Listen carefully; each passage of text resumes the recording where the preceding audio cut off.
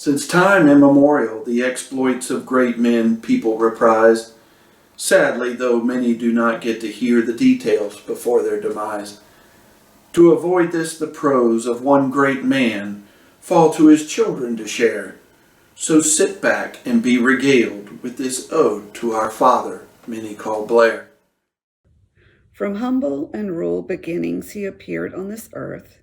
No national fanfare would proclaim this great man's birth. His father a businessman and farmer, his mother young and fair, an older sister and brother in his life would share. It was the Great Depression and the world was full of news to despair. Likewise, this family from trouble would not be spared. He was a child of 4 and a very young lad when the family would suffer the loss of his dad. His young mother and aunt together this family would raise, instilling his strong principles, frugality, and faith, which were his stays. In the same year as his birth, and in the town where he dwelled, was also born a young woman, whom they called Nell. As they both grew, their first interactions were nothing of worth. Following one encounter, she exclaimed, "I would not marry him if he were the last man on earth." But just like Adam, God knew this woman would be his Eve, and to bring them together, a plan heaven began to conceive. So while on a trip to the tropical island of Cuba, he traveled, back at home, events, his bachelorhood would begin to unravel. A great ball for Nell was planned with all of its splendors. Several young men, including Blair, were to be her attendants. Originally, another young man at Nell's side, her arm to hold. However, this is where heaven had a different story to be told. The first young man on his date, he could not be there, so God intervened and prompted Nell to ask Blair. At a ball, just like Cinderella and her prince, this romance began forming. God touched each of their hearts, which love began warming. In a small rural chapel, with great joy and jubilee, each of these young people went from I to become we. Besides the love for his wife, another passion his heart did share, so it was no surprise he chose a vocation in medical care. So now these two, Nell and Blair, are husband and wife, and they left the small town of their birth to begin their new life. Now their young family not only grew, but actually would thrive. Eventually with children, they would total at 5. First there was Trisha, then Betsy, next Ruth. The love in this family now had living proof. After 3 girls, there was finally Bill. Hooray, a boy!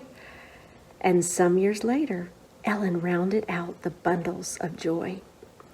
But a nice family and wife, is that all, I hear you protest? What is it exactly that sets this man apart from the rest? Where medicine is practiced, there is love of humanity. It gets stepped up several notches when you add in Christianity. The balance of all 3 is what this man did so well. On many of outings, loved ones or patients approach just to tell how he helped them or a loved one through some issue in life, navigating sickness or the process of dying or some other type strife. His compassion was not just for the normal of mind and frame, but he gave great care to the physical and mentally challenged just the same.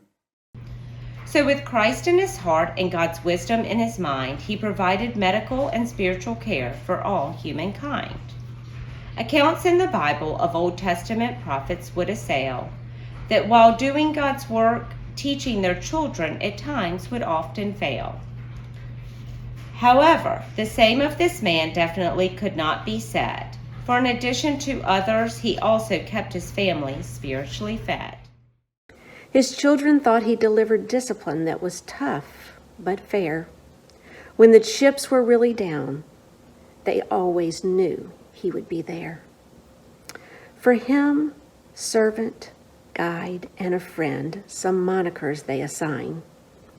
Again, when they were in crisis, that is when his character did shine. For 63 years, he stayed true to their mother, never betraying her with love for another. It was during Nell's last day on dear old planet Earth where the true metal of his love would prove what it's worth. From a stroke in the brain, her life force he watched subside. Holding her hand, he was husband, doctor, and spiritual guide. So his children's praise for him is more than just fervent. We know God will greet him with, "Well done, faithful servant."